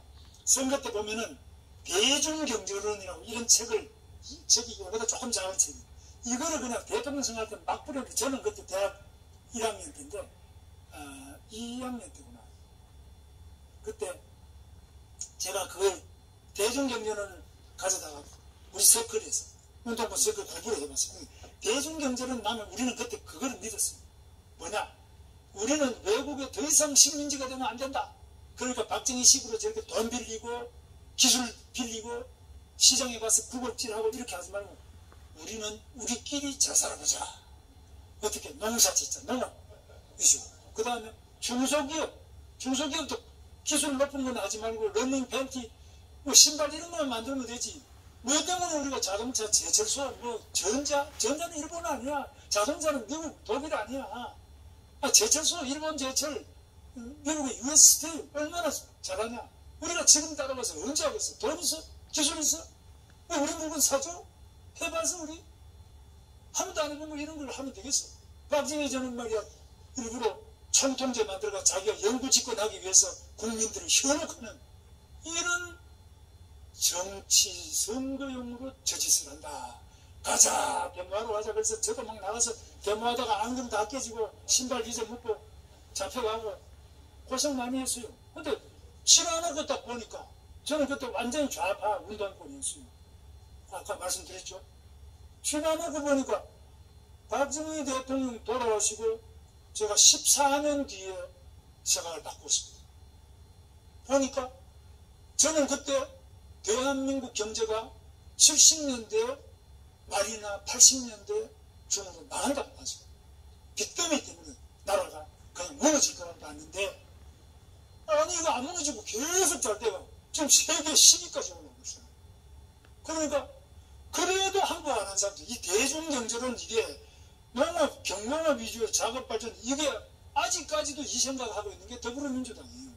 그러니까 재벌이라는 놈은 다 매판 자본이 돼요. 외국 기술하고 외국 도박 매판 자본 재벌 다 문 닫게 해야 된다. 그래서 감옥에 이재용이도 잡아놓고 지금 롯데 신통기 잡아놓고 계속 잡아놓고 이런데 그러면 누가 투자하나요? 그래서 박정희가 이렇게 했는데 이 고도 막 경제가 발전하는데 34년간 64년부터 90년 34년간 연평균 7에서 10% 성장을 이게 세계 경제개발 역사상 최고 고속성장을 해버린 겁니다. 그래서 우리가 이제는 삼성 같은 거는 1억원을 넘가, 자동차도 지금 이태리 같은 거 다, 영국은 다 적겠죠. 그래서 프랑스 다 적겠습니다. 엄청난 대역전을 일으켰는데 지금 이제 내리막길로 들어왔어요. 그래서 그 과정에 여러분 한일 국교 정상화할 때도 학생운동권이 매국적인 한일 협정 결사 반대 미수령이 나고 데모하고 재벌과 빈곤, 재벌이 피를 빨아먹어서 우리 청계천에 판자촌이 많다. 우리가 가난하다. 재벌을 타도하자. 월남파병, 우리가 왜 남의 나라에 지금 미국의 용병이 돼서 남의 나라 국민을 죽이러 가느냐. 반대. 중동 건설, 중동에 지금 거기 나가 땡끝에 왜 우리 젊은이를 고생시키느냐. 고속도로 반대, 새마을운동 반대, 다 반대했는데 다 성공해버렸어요. 자, 그 다음에 80년대 대가 민주화의 봄, 광주 여러분들 좀 이따 드는데 이거 제가 드리면 이것만 가지고 내가 별도로 한 며칠 동안 계속해도 신동자는. 그런데 요지는 지금 현재 87년, 현행 헌법은 87년도에 민주화의 그 과정 속에서 이룩한 위대한 헌법입니다. 지금 우리나라 헌법이에요. 48년에 만든 헌법도 훌륭하지만 지금 헌법은 바로 체육관에서 유신시대 이후에 체육관에서 하던 선거를 15년 만에 직접 국민들이 대통령 뽑도록 한 엄청난 헌법을 우리가 만들어낸 겁니다. 그래서 이거는 잘된 헌법인데 이 국회의원들이 입만 번듯하면 헌법 고쳐야 되냐. 문재인 대통령 똑같아요. 헌법 고쳐야 되냐. 헌법을 어떻게 고치냐. 완전히 북한식으로 고치려고 하는데 이거 막아야 됩니다. 자유민주주의 절대로 양보하면 안 됩니다. 자유민주주의 양보하면 첫 번째 교회부터 신앙의 자유가 첫 번째로 없어질 겁니다. 북한에 여러분 성경 있어요? 할렐루야 아멘 있어요? 목사 있어요? 교회 있어요? 없습니다. 내가 그 북한의 교회에 대해서도 이야기를 해드리면 또 그만 한참 해요. 절도 없습니다. 아무것도 없습니다. 자, 그리고 이런 우여곡절을 거쳐서 김대중 노무현 대통령이 이제 등장했는데, 이거는 이제 김대중 노무현 대통령 하는 거는 대체로 이 우익의 분열, 이회창이 이제 분열을 통해서 대신에 노무현 대통령 이 좌익 쪽에서는 DJ와 JP가 합치고 이쪽은 나눠지면 반드시 그렇게 됩니다.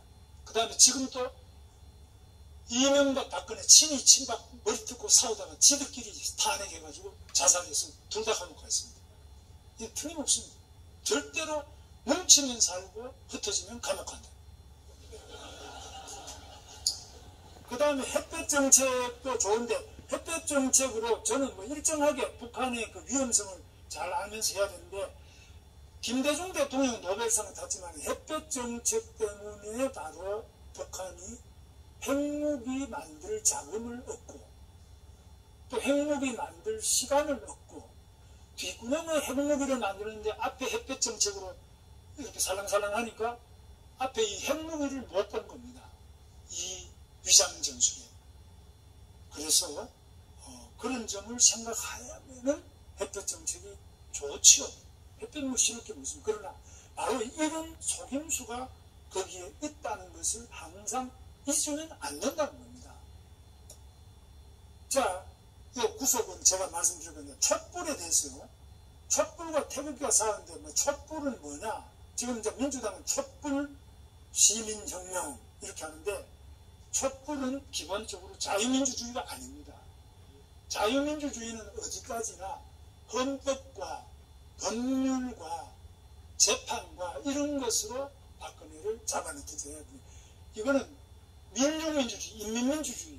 이거는 어떻게 하냐. 좌익들이 하는 거는 뭐냐. 항상 몽둥이를 들고 홍위병식으로 광장에 모여가지고 헌법재판소를 둘러싸고 국회를 둘러싸고 탄핵 안 하면 다 불태워버리겠다. 뭐 이런 식으로 나중의 위력으로 법을 뛰어넘는 강제를 하는 것을 우리는 민중민주주의라고 합니다. 이것은 바로 공산주의입니다. 좌익의 수법입니다. 그 절대로 그렇게 가면 누가 피해보느냐. 첫째 여성이 피해봅니다. 약자가 피해봅니다. 주먹 센 놈이 뭐 해병대 출신이야 많지만 특공단 이런 사람들은 좀 격벌입니다.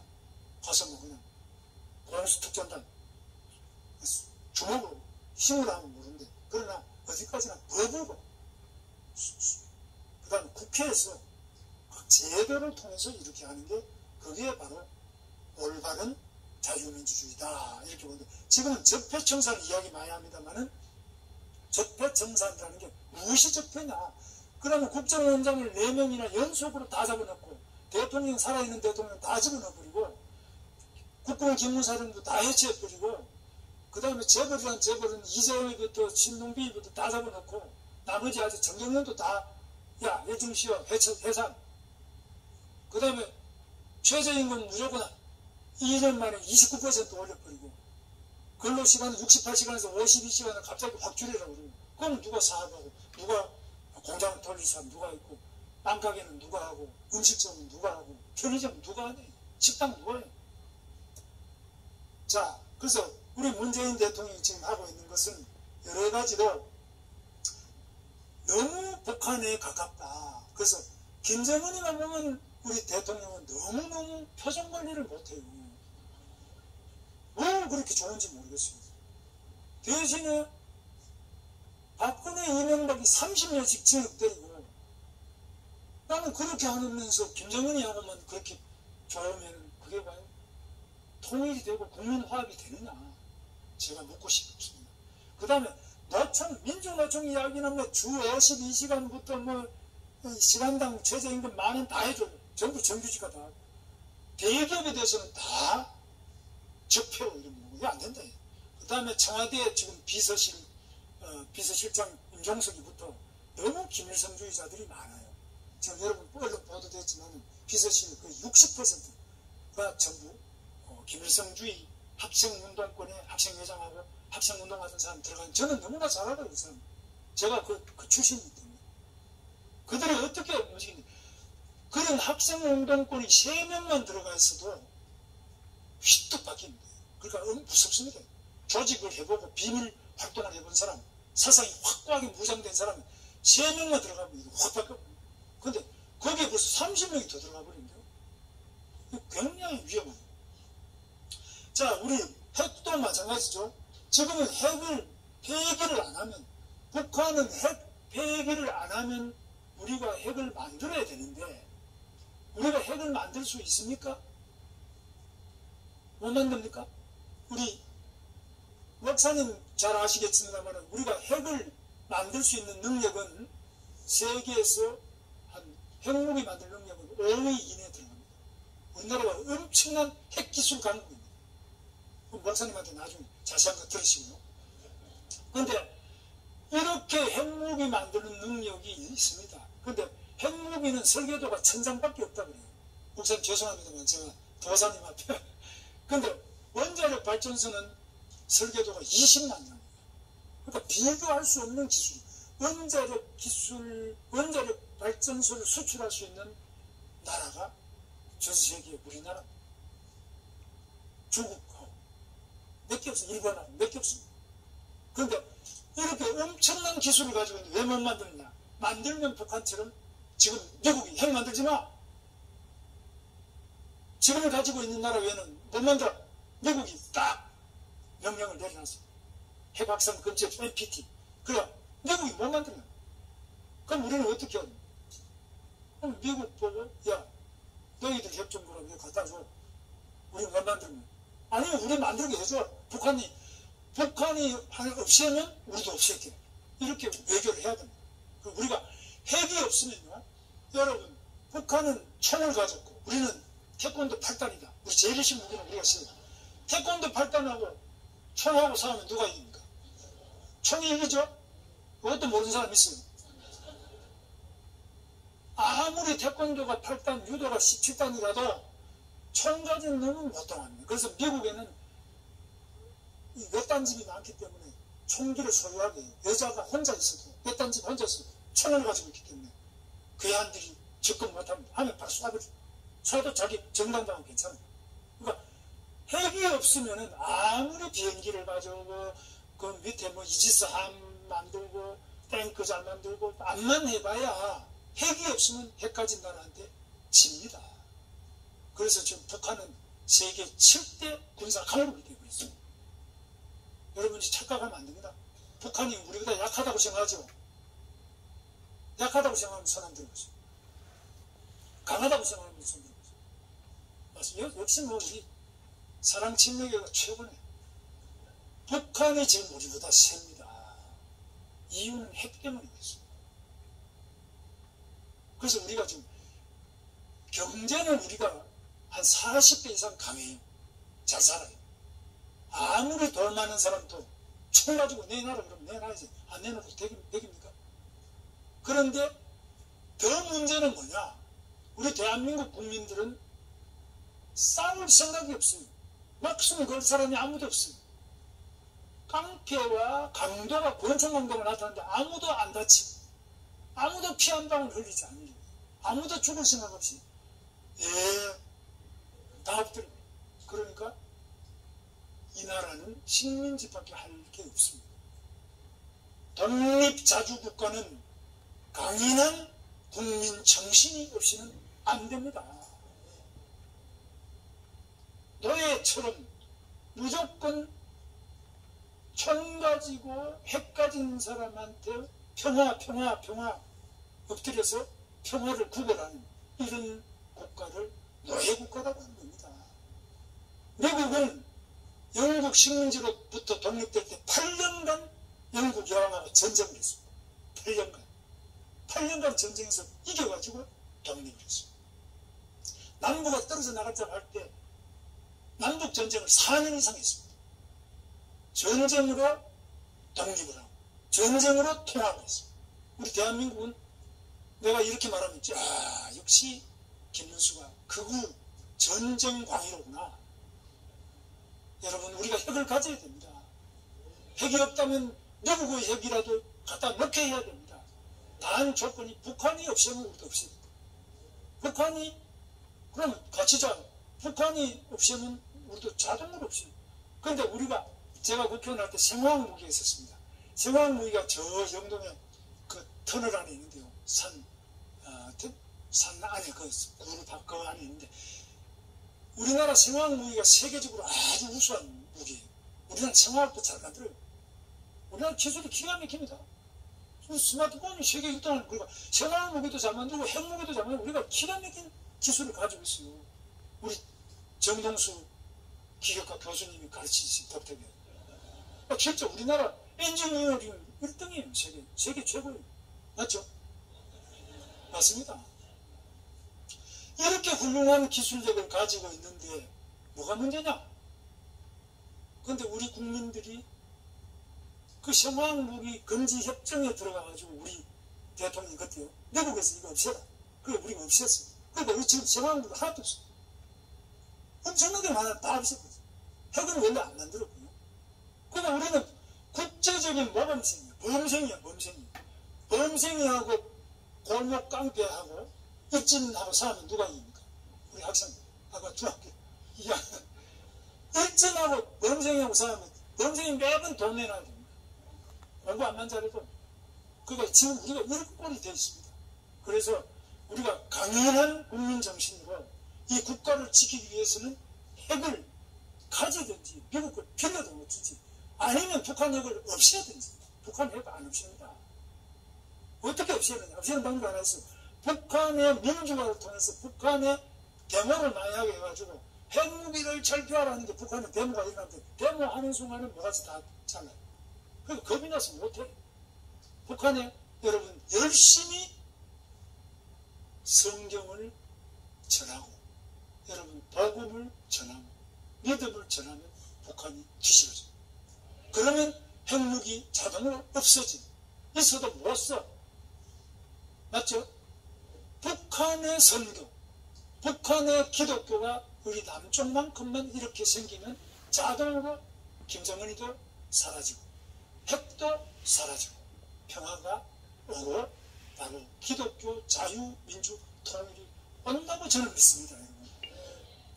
자, 그래서 저는 이런 우리들의 능력을 가지고 하고, 그 다음 경제는 한마디로 선심공짜만 없으면 우리 경제가 다시 한번 기적을 할 수 있습니다. 선심 공짜. 이거 누가 하냐? 적신들이 합니다. 언제? 선거 때마다 선심으로 표기 위해서 공짜로 준다는 이런 부탁들이 들어요.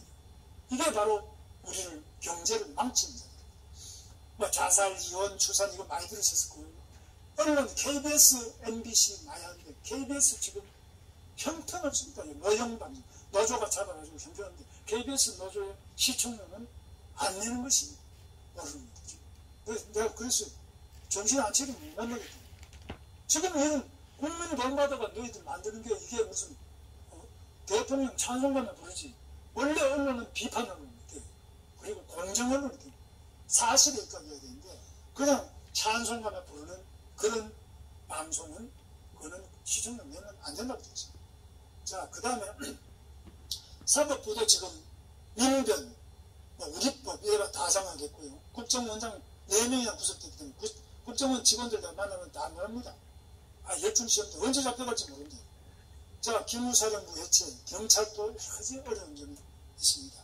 그래서 대한민국이 자 지금 보면은요, 이제 시간이 많이 됐기 때문에 제가 짧게 하면은 우선에 종전협정도 해버리고 평화협정도 해보면 미군이 주둔할 수 있을까? 그 다음에 핵이 없이 우리의 주권을 지킬 수 있으면 못 지킵니다. 그 다음에 경제력이 우월하면은 핵이 없는 상태에서도 주권을 지킬 수 못 지킵니다. 전쟁 불사의 강인한 국방 의지 없는 국민이 평화를 지킬 수 있을까? 없습니다. 북한 민주화, 북한 인권, 북한 보건화를 도와주지 않고 평화적 자유 통일이 안 됩니다. 이게 확실합니다. 자유민주주의 신념 없이는 우리 국민의 이만큼 이룩한 한강의 기적을 절대로 지키고 또 앞으로 한강의 기적을 넘어서 대동강의 기적, 압록강, 도명강의 기적으로까지 발전시켜 나갈 수 없습니다. 그래서 우리가 확고한 그 신앙심과 또 자유민주주의적인 신념, 우리 이승만 대통령처럼 그런 것을 가져야 된다. 그 다음에 경제는요, 기업이 하는 것이고 기업이 일자리도 만들고 세금도 냅니다. 그리고 기업이 국가를 선택하는 시대지 국가가 기업을 선택하는 때가 아닙니다. 기업이 자기 좋으면 미국 가, 중국 가든지 인도로 가든지 기업이 국가를 골라가면서 옮겨다닙니다. 그래서 지금 법인세도 올리고 최저임금을 이래서는 안 된다. 많이 놀고 무조건 많이 놀자, 휴가 가자, 이거 할 짓이 아닙니다. 그럼 누가 그럼 돈 버는? 그러니까 어느 정도 하긴 해야지만 너무 지금 심하게 놀자판으로 가는 것은 표는 나올지 몰라도 달콤할지는 몰라도 건강과 우리의 행복에는 거리가 멀다. 그 다음에 아까 제가 말씀드린 게 있는데, 그래서 결론은 지금 여러분 대한민국의 건국부터 우리는 기독교 방공 자유민주국가로 건국했습니다. 그리고 우리 이승만 대통령은 감옥에서 깊이 하나님을 영접하고 바로 기독교 입국론, 자유민주주의 입국론자로서 우리 대한민국을 건국하고 이인영 목사의 기도로 이 나라를 세우고 지켜왔다.